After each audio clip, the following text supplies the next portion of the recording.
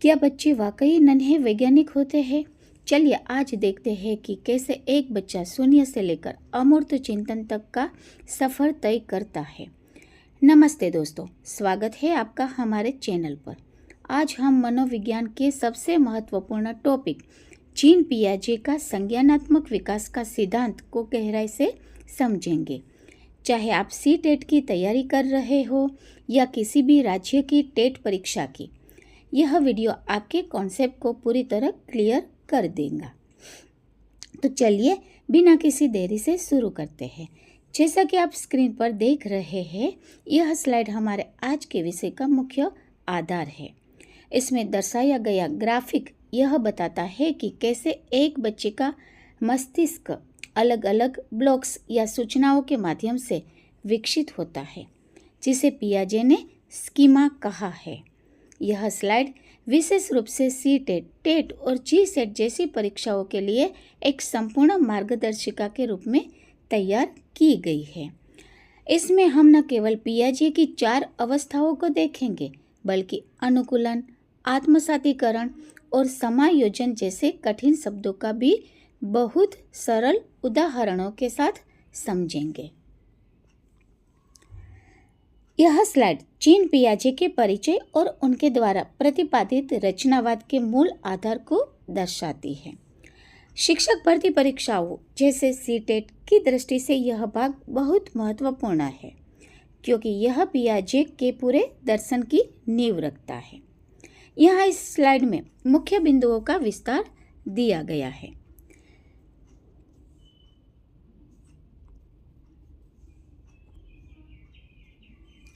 Gene पियाजे को मनोविज्ञानिक के जनक कहा गया है।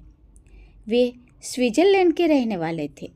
इस मनोवैज्ञानिक ने अपने स्वयं के 3 बच्चों पर वर्षों तक प्रयोग किए हैं और उनके मानसिक विकास को करीब से देखा। उन्हें बाल मनोविज्ञान का जनक इसलिए कहा जाता है क्योंकि उन्होंने पहली बार यह वैज्ञानिक व्याख्या दी कि बच्चों की सोच वयस्कों से मात्रा में नहीं, बल्कि प्रकार से भिन्न होती है। दूसरा, रचनावाद का सिद्धांत। इस सिद्धांत का मानना है कि ज्ञान दिया नहीं जाता, बल्कि अर्जित किया जाता है। सक्रिय भागीदारी होनी चाहिए। बच्चे ज्ञान के निष्क्रिय प्राप्तकर्ता नहीं होते। वे अपने वातावरण के साथ अंतःक्रिया करके स्वयं ज्ञान का निर्माण करते हैं। बच्चा जो भी कुछ देखता या अनुभव करता है, वह उसके आधार पर दुनिया की अपनी एक समझ या सिद्धांत विकसित करता है। बच्चे नन्हे वैज्ञानिक होते हैं। यह पियाजे का सबसे प्रसिद्ध कथन है। इसका अर्थ है, वैज्ञानिक की तरह बच्चे भी नई चीज़ों को देखते हैं, उन पर प्रयोग करते हैं, जैसे खिलौने को तोड़कर देखना कि अंदर क्या है और निष्कर्ष निकालते हैं। वे अपने अनुभवों का विश्लेषण करते हैं और मानसिक संरचनाएं बनाते हैं। दोस्तों, क्या आप जानते हैं कि जीन पियाजे को बाल मनोविज्ञानिक का पितामह क्यों कहा गया है? उन्होंने दुनिया को बताया कि बच्चा कोई कोरी तख्ती नहीं है जिस पर हम कुछ भी लिख दें, बल्कि उन्होंने बच्चा को नन्हे वैज्ञानिक कहा है। जैसे एक साइंटिस्ट लैब में प्रयोग करता है, वैसे ही एक छोटा बच्चा अपनी हरकतों और अनुभवों से अपने दिमाग में दुनिया का नक्शा खुद बनाता है। इसे ही हम रचनावाद कहते हैं, जहाँ ज्ञान का निर्माण बच्चा खुद करता है। परीक्षा में अक्सर पूछा जाता है कि बच्चों को नन्हा वैज्ञानिक किसने कहा? सही उत्तर है जीन पियाजे।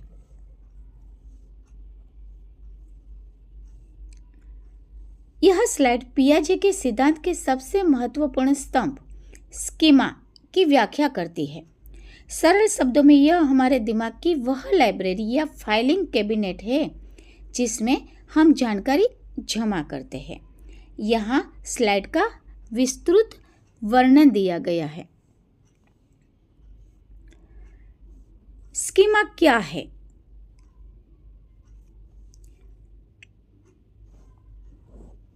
स्कीमा पियाजे के अनुसार ज्ञान की एक बुनियादी इकाई है, सूचनाओं का पैकेट है। जब हम किसी चीज़ के बारे में सोचते हैं तो उससे जुड़ी जानकारी एक मानसिक पैकेट के रूप में हमारे दिमाग में सेव हो जाती है। यह वह तरीका है जिससे हमारा मस्तिष्क बाहरी दुनिया की जानकारी को व्यवस्थित करता है। यहाँ पर स्लाइड में आप देख रहे हो एक फाइलिंग कैबिनेट है।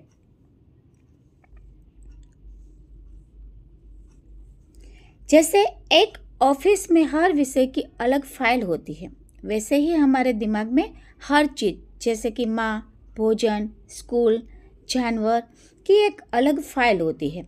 जब हम कोई नई चीज़ देखते हैं तो हमारा दिमाग पुरानी फाइलों को चेक करता है कि यह नई चीज़ किस फाइल में फिट होगी।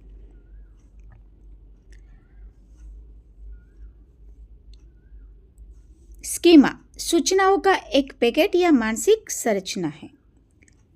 अब दूसरा कार्ड देखें। यह हमारे दिमाग में स्टोर करता है, जैसे कि एक फाइल के रूप में जमा करता है। तीसरा उदाहरण देखें। स्लाइड में कार्ड जो 3 है, इसके माध्यम में स्कीमा को एक उदाहरण से समझाया गया है कि बच्चे का स्कीमा क्या होता है। मान लीजिए एक बच्चे ने पहली बार कुत्ते को देखा। उसके दिमाग में कुत्ते का एक स्कीमा बन गया कि इसके 4 पैर है, इसकी एक पूंछ है, वो भौंकता है। अब अगली बार जब भी यह किसी 4 पैर वाले जानवर को देखेगा तो वह अपने दिमाग में कुत्ते वाली फाइल खोलेगा और उससे तुरंत तुलना करेगा कि यह कुत्ता तो है नहीं। दोस्तों, पियाजे कहते हैं कि हम जानकारी को बिखरा हुआ नहीं रखते, बल्कि उसे फोल्डर्स में सजा कर रखते हैं। इन्हीं फोल्डर्स को हम स्कीमा कहते हैं। यहाँ पर आप देख रहे हैं कि एक फाइलिंग कैबिनेट दिखाया गया है। जैसे इसमें कुत्ते नाम की एक फाइल है, वैसे ही बच्चे के दिमाग में एक इमेज बन जाती है कि कुत्ता मतलब पूंछ, 4 पैर, भौंकना, इसको हम कुत्ता कहेंगे। जब तक बच्चा नई जानकारी को इस फोल्डर में सेट करना सीखता है, उसका संज्ञानात्मक विकास होता रहता है। अगर उसे कल कोई बिल्ली दिख जाए तो वह उसे भी कुत्ता कह सकता है, क्योंकि अभी उसका स्कीमा अधूरा है। इसी बदलाव और सुधार की प्रक्रिया को हम आगे समझेंगे। स्कीमा मानसिक संगठन की एक सबसे छोटी इकाई है। मित्रों, आपको प्रश्न पूछा जाए कि मानसिक संरचनाएं जो चिंतन के निर्माण खंड है, उसे क्या कहा जाता है, तो आपका उत्तर होना चाहिए स्कीमा। यह स्लाइड पियाजे के सिद्धांत के सबसे तकनीकी और महत्वपूर्ण हिस्से सीखने की प्रक्रिया को समझाती है। यहाँ अनुकूलन और आत्मसातीकरण, ये 2 मुख्य स्तंभों की बात की गई है। आत्मसातीकरण और समायोजन के बीच के अंतर को बहुत ही सुंदर ग्राफिक्स के माध्यम से बताया गया है। सबसे पहला है अनुकूलन। पियाजे के अनुसार इंसान में वातावरण के साथ तालमेल बिठाने की एक जन्मजात प्रवृत्ति होती है। जैसे जैसे हमारे सामने नई चुनौतियाँ या जानकारी आती है, हमारा दिमाग खुद को उसके अनुसार ढालता है। आत्मसातीकरण, जैसा है वैसा ही जोड़ना, उसको बोलते हैं आत्मसातीकरण। स्लाइड में ऊपर वाले ग्राफिक्स में आप देख रहे हो कि जो हरा रंग दिख रहा है कि जब हम अपनी पुरानी जानकारी स्कीमा में बिना कोई बदलाव किए नई जानकारी को फिट कर देते हैं।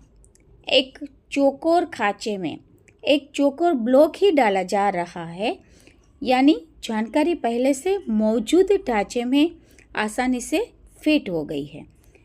उदाहरण के तौर पर देखें कि एक बच्चा, इसको पता है कि आकाश में उड़ने वाली चीज़ पक्षी है।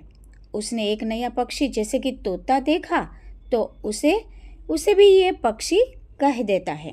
यहाँ उसने अपनी पुरानी समझ में बस एक नया नाम जोड़ दिया है। इसके बाद आता है समायोजन यानी बदलाव करना। आप ये ग्राफिक को देखिए कि जब नई जानकारी पुरानी जानकारी से फिट नहीं होती तो हमें अपने पुराने ज्ञान या स्कीमा में एक संशोधन करना पड़ता है। जैसे कि यहाँ खांचा चौकोर है लेकिन ब्लॉक त्रिकोणीय है। अब इसे फिट करने के लिए ढांचे को बदलना पड़ेगा, यही समायोजन है। उदाहरण के लिए देखें तो वही बच्चा अब आकाश में एक हवाई जहाज देखता है। वह उसे पक्षी कहता है, लेकिन उसकी माँ कहती है कि नहीं बेटा, यह पक्षी नहीं हवाई जहाज है, क्योंकि इसमें जान नहीं होती। अब बच्चे को अपना उड़ने वाली चीज़ यानी पक्षी वाला स्कीमा बदलना पड़ेगा। दोस्तों, यहाँ अक्सर स्टूडेंट कंफ्यूज होते हैं, लेकिन इस स्लाइड के चित्र को ध्यान से देखिए।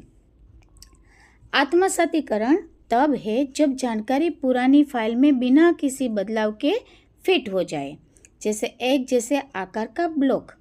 लेकिन जब जानकारी अलग है, जैसे चौकोर की जगह त्रिकोणीय ब्लॉक, तो हमें अपनी जानकारी फाइल को अपडेट या तो एडिट करना पड़ेगा।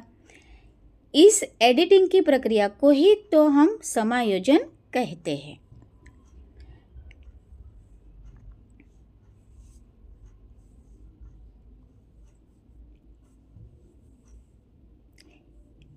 यह स्लाइड पियाजे के सिद्धांत के एक बहुत ही गतिशील और महत्वपूर्ण चक्र को दर्शाती है, जिसे साम्यधारण कहा जाता है।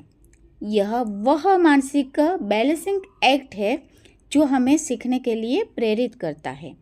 यहाँ स्लाइड में दिखाए गए 4 चरणों को विस्तार से देखिए, या तो 4 चरणों का विस्तार दिया गया है।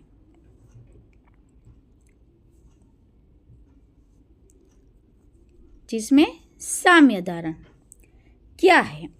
पियाजे के अनुसार हमारा मस्तिष्क हमेशा शांति और स्पष्टता की स्थिति में रहना चाहता है। जब हमारा पुराना ज्ञान और नई जानकारी आपस में मेल खाते हैं तो हम संतुलन की स्थिति में होते हैं। लेकिन सीखना तब होता है जब यह संतुलन बिगड़ता है। सीखने का वक्र मतलब द साइकिल ऑफ लर्निंग। यहाँ पर ये जो लर्निंग है वो 4 चरणों में चलती है।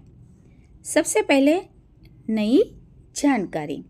जब हमारे सामने कोई ऐसी चीज़ आती है जो हमारी पुरानी समझ मतलब स्कीमा से मेल नहीं खाती, जैसे कि बच्चे ने उड़ने वाला पक्षी देखा तो उसे पता चला कि ये पक्षी है, पर अब उसने उड़ने वाला जहाज देखा तो असंतुलन हो गया। यहाँ बच्चा भ्रमित हो जाता है। उसके दिमाग में उलझन पैदा होती है कि यह पक्षी जैसा दिख तो रहा है, पर यह पंख क्यों नहीं फड़फड़ा रहा।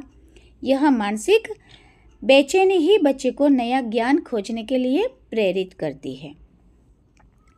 इसके बाद आता है समायोजन।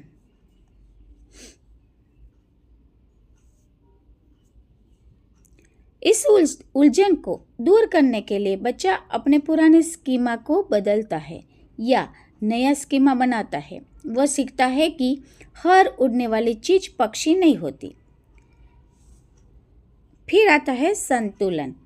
जैसे ही बच्चा नई जानकारी को सही ढंग से व्यवस्थित कर लेता है, उसके दिमाग में वापस संतुलन की स्थिति आ जाती है। अब उसका ज्ञान पहले से अधिक विकसित और सटीक हो जाता है। दोस्तों, इस तराजू वाले चित्र को ध्यान से देखिए। पियाजे कहते हैं कि सीखना असल में संतुलन बनाने का खेल है। जब हमें कोई ना कोई चीज़ समझ नहीं आती तो हमारे दिमाग में एक असंतुलन पैदा होता है।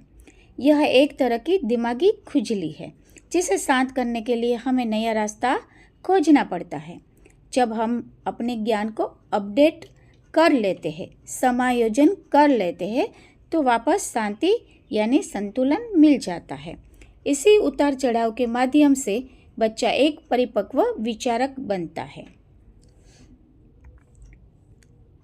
परीक्षा के लिए मुख्य बिंदु देखिए। असंतुलन वह स्थिति है जो संज्ञानात्मक विकास को गति देती है। पियाजे के अनुसार विकास के लिए थोड़ा कन्फ्यूजन जरूरी है। साम्य धारण, आत्मसातीकरण और समायोजन के बीच संतुलन बनाने की प्रक्रिया होती है।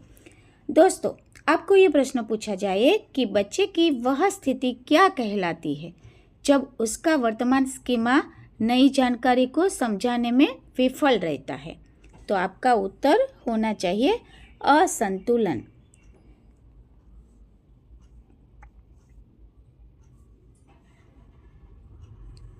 दोस्तों, संज्ञानात्मक विकास की 4 अवस्थाओं को एक सीढ़ी के रूप में दर्शाती है।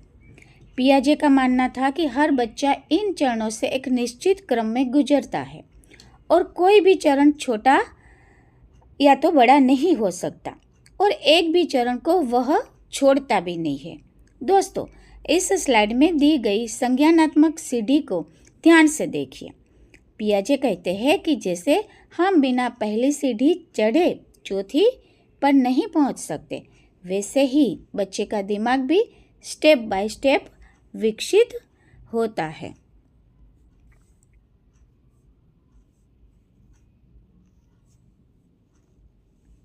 शुरुआत में बच्चा सिर्फ महसूस करता है, मतलब संवेदी पेशीय अवस्था। फिर वह बोलना और कल्पना करना सीखता है, पूर्व संक्रियात्मक अवस्था। उसके बाद वह तर्क करना शुरू करता है, मूर्त संक्रियात्मक अवस्था। और अंत में वह जटिल और अमूर्त सिद्धांतों को समझने के काबिल बनता है, औपचारिक संक्रियात्मक अवस्था।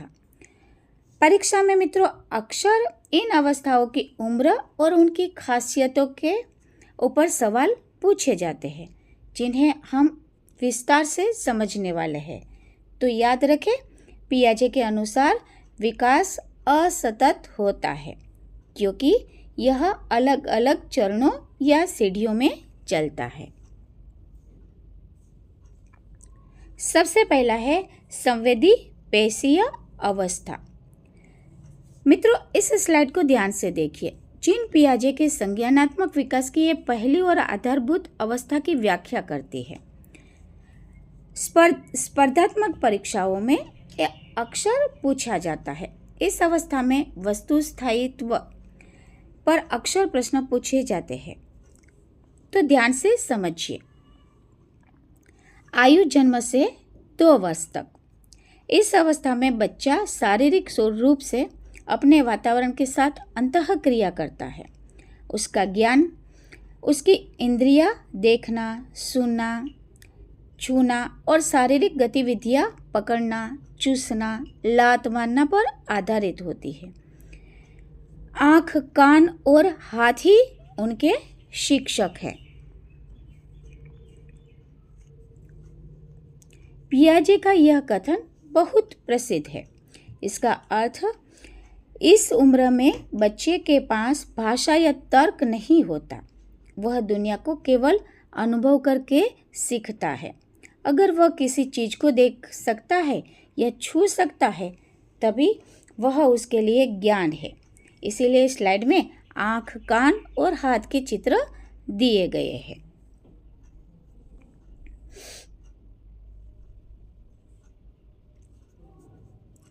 वह दुनिया को केवल अनुभव करके सीखता है। अगर वह किसी चीज़ को देख सकता है या छू सकता है, तभी वह उसके लिए ज्ञान है।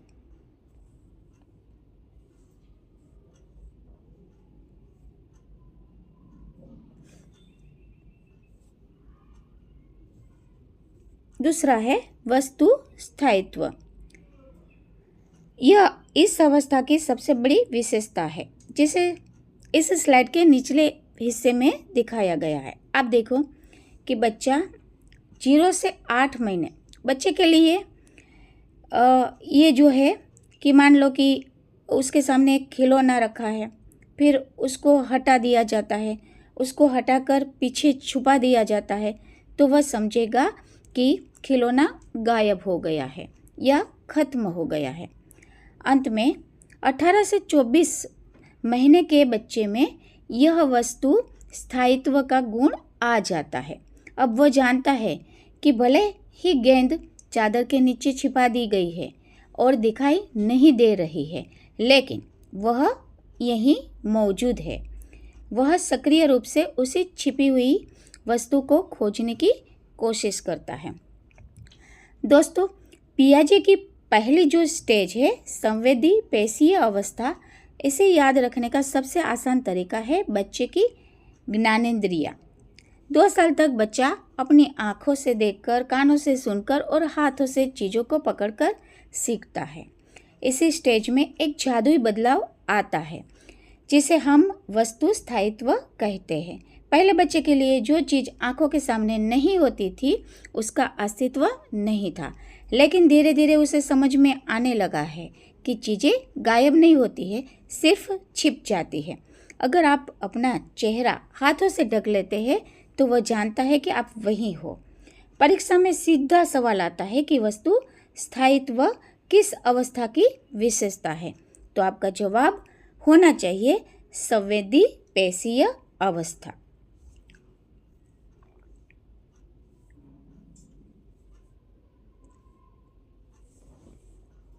दूसरा है पूर्व संक्रियात्मक अवस्था। पियाजे की ज्ञानात्मक विकास की दूसरी अवस्था पूर्व संक्रियात्मक अवस्था की उम्र है 2 से 7 वर्ष तक चलती है। मित्रों, सीटेट टेट परीक्षाओं के लिए यह बहुत ही महत्वपूर्ण है, क्योंकि यहाँ से बच्चे की सोच में एक नया मोड़ आता है। इस स्लाइड के बिंदुओं को विस्तार से देखिए।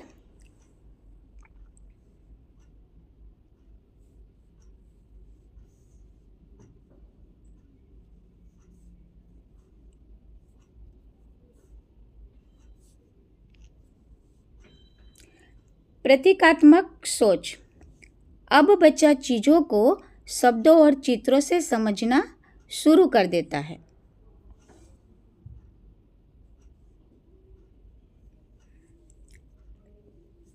तर्क का अभाव होता है।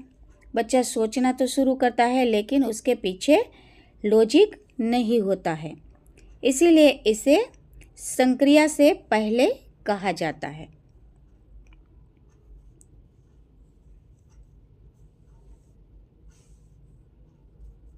जीववाद।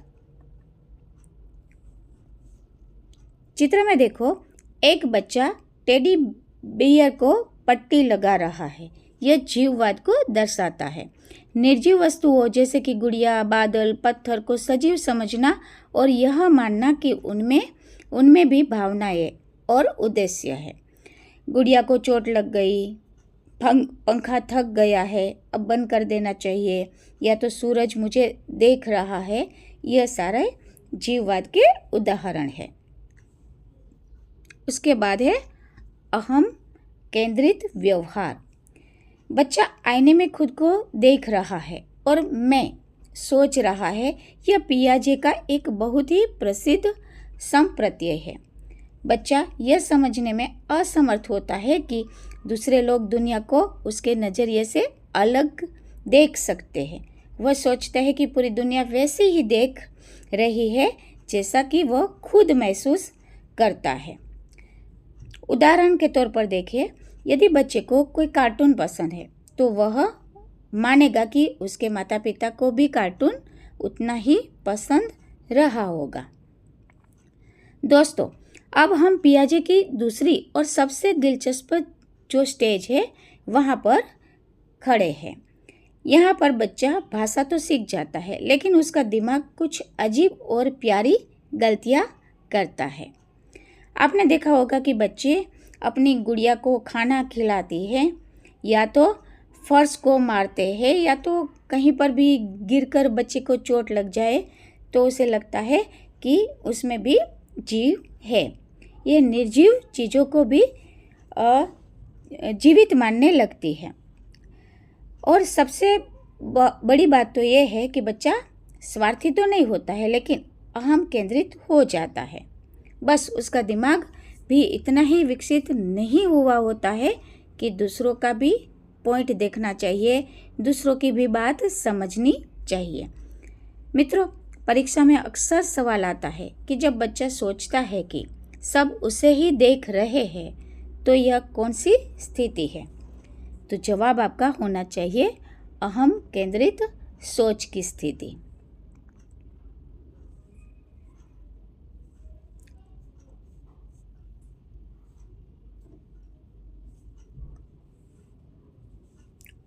यह स्लाइड संज्ञानात्मक विकास की तीसरी अवस्था यानी मूर्त संक्रियात्मक अवस्था की व्याख्या करती है। यह अवस्था 7 से 11 वर्ष की आयु के बीच में रहती है और इसे तर्क की अवस्था का प्रारंभ भी कहा जाता है। शिक्षक भर्ती परीक्षाओं की प्रक्रिया में ये अक्सर पूछे जाते हैं ये सारे प्रश्न। तीसरी अवस्था मूर्त संक्रियात्मक अवस्था। इस अवस्था में बच्चा पहली बार तार्किक रूप से सोचना शुरू कर देता है। बच्चे का तर्क केवल मूर्त वस्तुओं तक सीमित होता है, यानी वह उन्हीं चीज़ों पर दिमाग लगा सकता है जिन्हें वह अपनी आंखों के सामने देख या छू सकता है। वह अभी अमूर्त विचारों जैसे कि स्वतंत्रता, नैतिकता, ऐसे कोई शब्द को या तो विचार को पूरी तरह समझ नहीं सकता। संरक्षण। आप इस स्लाइड को देखें। स्लाइड के बाएं हिस्से में जो गिलासों का चित्रण है, उस चित्र को देखकर यह है महत्वपूर्ण उपलब्धि। यह समझ विकसित होना कि किसी वस्तु के बाहरी आकार या बर्तन बदलने से उसकी मात्रा या वजन में बदलाव नहीं आता। उदाहरण के लिए देखें तो एक आयतन या वजन में बदलाव नहीं आता है। यदि एक चौड़े बर्तन का पानी एक लंबे पतले गिलास में डाल दिया जाए तो इस अवस्था का बच्चा समझ जाएगा कि पानी की मात्रा अभी भी वही है। इससे पिछली अवस्था में बच्चा लंबे गिलास में ज़्यादा पानी होने का भ्रम पा लेता था। दूसरा गुण है पलटावी गुण। जैसे कि 2 + 3 = 5 होता है, उसी प्रकार 5 - 3 = 2 होता है। इस प्रकार के पलटावी गुण को वो समझने की क्षमता रखता है। बच्चा अब यह समझ सकता है कि यदि बर्फ पिघलकर पानी बन सकती है तो पानी को जमाकर वापस बर्फ बनाया जा सकता है। वह गणितीय संक्रियाओं को दोनों तरफ से समझने लगता है।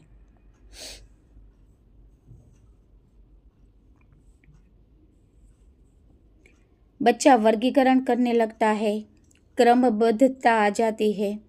तो दोस्तों 7 से 11 साल की उम्र में बच्चा जादू से निकलकर लॉजिक की दुनिया में कदम रखता है।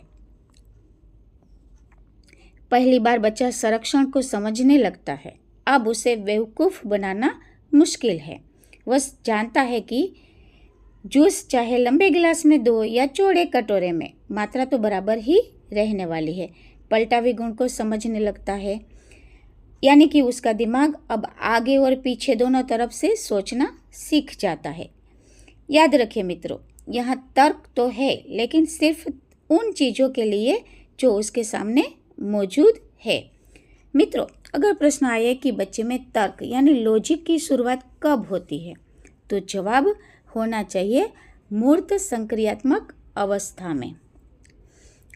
अमूर्त तर्क कब तक आता है, तो वह अगली चौथी अवस्था में आएगा।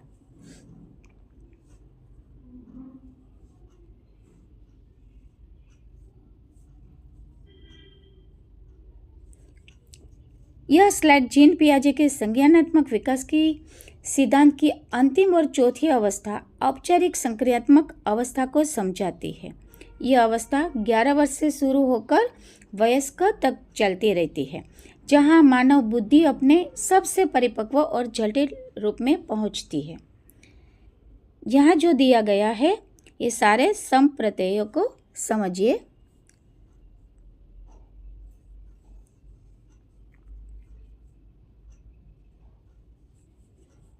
यह अवस्था पियाजे के अनुसार यह वह चरण है जहाँ मस्तिष्क पूरी तरह से विकसित हो जाता है। अब सोचने के लिए किसी भौतिक या मूर्त वस्तुओं का सामने होना जरूरी नहीं होता है। तर्क की व्यापकता आ जाती है। इस उम्र के बच्चों में या किशोरों अब संभावनाओं पर विचार कर सकते हैं, न कि केवल वास्तविकता पर। अमूर्त चिंतन भी शुरू हो जाता है। ऐसी चीज़ों के बारे में तार्किक रूप से सोचना जो हमारे सामने मौजूद नहीं है, जिन्हें हम छू भी नहीं सकते, उनके बारे में भी वह सोचने लगते हैं। जैसे कि उदाहरण के लिए देखें कि न्याय, स्वतंत्रता, प्रेम और भविष्य जैसे विचारों पर वह गंभीर चर्चा भी करते हैं।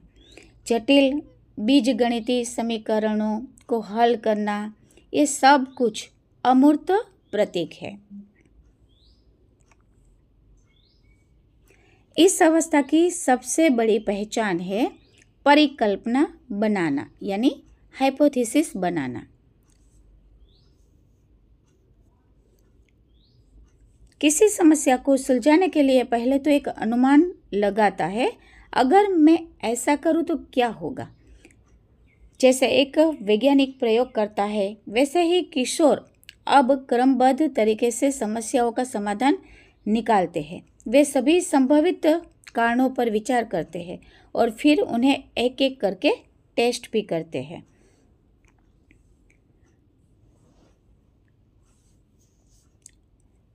लेकिन इस अवस्था में बच्चे फिर से थोड़े आत्मा केंद्रित हो जाते हैं। वे सोचने लगते हैं कि सब मुझे देख रहे हैं या कोई मुझे नहीं समझता। इसे इमेजिनरी ऑडियंस भी कहा जाता है। दोस्तों, अब हम आ गए हैं एक लास्ट वाला जो चरण है औपचारिक संक्रियात्मक अवस्था। साल के बाद बच्चा अब बच्चा नहीं रहता, उसका दिमाग एक दार्शनिक या वैज्ञानिक की तरह काम करने लगता है। अब वह केवल वह नहीं देखता जो सामने है, बल्कि वह अमूर्त चिंतन भी कर सकता है। न्याय और लोकतंत्र जैसे शब्दों को भी समझने लगता है। आपने इन सभी स्लाइड के माध्यम से पियाजे के सिद्धांत को पूरा कर लिया है। याद रखिए कि यह क्रम जरूर याद रखिए। सबसे पहले सेंसरी मोटर, इंद्रियों और वस्तु स्थायित्व। फिर दूसरा भाषा जीववाद और अहम केंद्रण।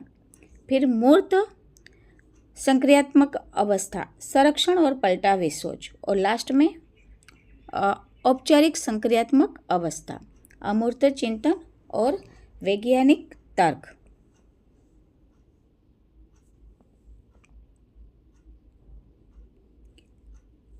ये सारी जो स्लाइड है आपको चारों अवस्था के आयु, मुख्य विशेषता और परीक्षा में कौन से कीवर्ड से प्रश्न पूछे जाते हैं, उन सब का वर्गीकरण यहाँ पर दिया गया है।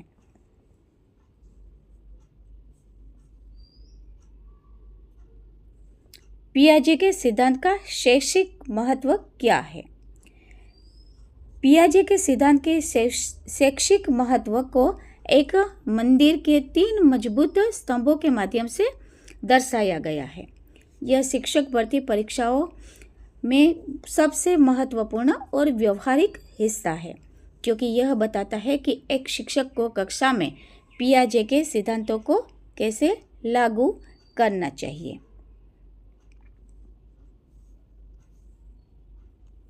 पहला है बाल केंद्रित शिक्षा। पहला स्तंभ बाल केंद्रित शिक्षा पर जोर देता है, जिसका अर्थ है शिक्षा का केंद्र बच्चा होना चाहिए, न कि शिक्षक या पाठ्य पुस्तक। शिक्षक की भूमिका इसमें क्या रहने वाली है? शिक्षक को एक तानाशाह के बजाय एक सुविधादाता होना चाहिए। उसे सामग्री तैयार करने समय बच्चे की आयु, उसकी वर्तमान सोच और उसकी मानसिक स्तर को भी ध्यान में रखना चाहिए। जैसे कि आप 5 साल के बच्चे को त्रिकोणमिति नहीं पढ़ा सकते, क्योंकि उसका संज्ञानात्मक स्तर अभी उस अमूर्त चिंतन के लिए तैयार नहीं है। दूसरा है खोज अधिगम। पियाजे का जो सिद्धांत है वो रचनावाद में मानता है, अर्थात बच्चों को रटाने के बजाय स्वयं करके सीखने के अवसर देने चाहिए। पियाजे ने बच्चों को नन्हा वैज्ञानिक कहा है, इसीलिए कक्षा में प्रयोग, प्रोजेक्ट वर्क और फील्ड ट्रिप जैसी गतिविधियां भी होनी चाहिए, जहां बच्चा खुद निष्कर्ष निकाले। स्वयं खोजा गया ज्ञान स्थायी होता है और बच्चे के स्कीमा को और भी मजबूत बनाता है। और तीसरा है तत्परता। तीसरा स्तंभ सीखने के सही समय या परिपक्वता की बात करता है। बच्चा तब तक नहीं सीख सकता जब तक वह शारीरिक और मानसिक रूप से उस ज्ञान के लिए तैयार नहीं हो। जल्दबाजी से बचना चाहिए। पियाजे का मानना था कि बच्चों को उनकी प्राकृतिक विकास दर से तेज धकेलने का कोई लाभ नहीं है। यदि बच्चा किसी संप्रदाय या तो कॉन्सेप्ट को समझ नहीं पा रहा है तो इसका मतलब है कि बच्चा अभी इस अवस्था में नहीं पहुंचा है। सरल से कठिन की ओर सिखाना चाहिए। दोस्तों, पियाजे का सिद्धांत केवल किताबों के लिए नहीं है, बल्कि यह हमें एक बेहतर शिक्षक बनाता है। हमें बच्चे की क्षमता के अनुसार पढ़ाना है, जिसे हम बाल केंद्रित शिक्षा भी कह सकते हैं। हमें बच्चों को रट्टू तोता नहीं बनाना है। तीसरा, हमें याद रखना है कि हर चीज का एक सही समय होता है, यानी सीखने की तत्परता। जब तक बच्चा मानसिक रूप से मैच्योर नहीं होगा, आप उसे जटिल बातें नहीं समझा सकते। एक शिक्षक के तौर पर हमारा काम बच्चे के विकास की इस सीढ़ी में उसका साथ देना है।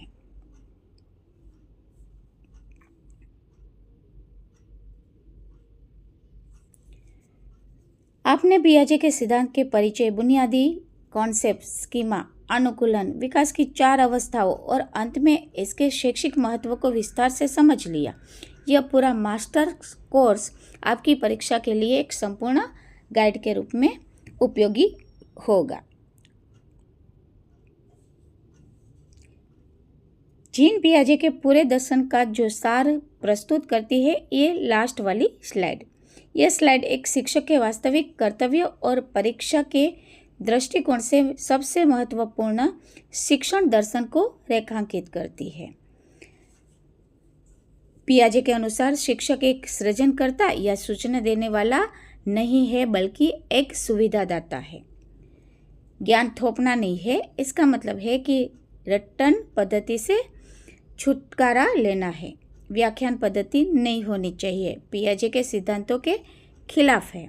वातावरण का निर्माण कैसे करना चाहिए, जैसे कि शिक्षक का असली काम है ऐसी परिस्थितियां या गतिविधियों या चुनौतियों पैदा करना जो बच्चा जिज्ञासु बने और खुद जवाब ढूंढने पर मजबूर हो।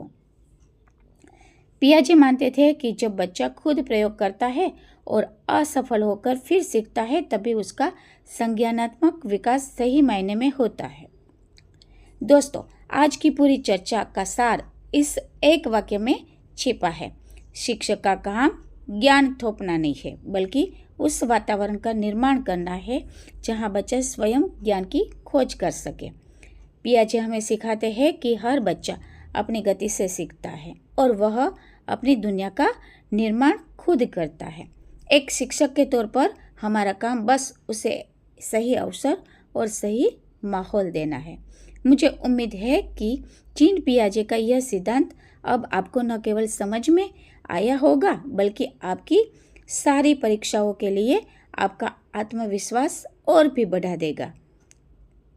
अगर आपको यह मास्टर क्लास पसंद आया हो तो चैनल को सब्सक्राइब करें, वीडियो को लाइक करें और कमेंट में ज़रूर बताइए कि अगला टॉपिक आप कौन सा पढ़ना चाहते हैं। आपकी आने वाली परीक्षाओं के लिए बहुत बहुत शुभकामनाएं। पढ़ते रहिए, आगे बढ़ते रहिए। धन्यवाद।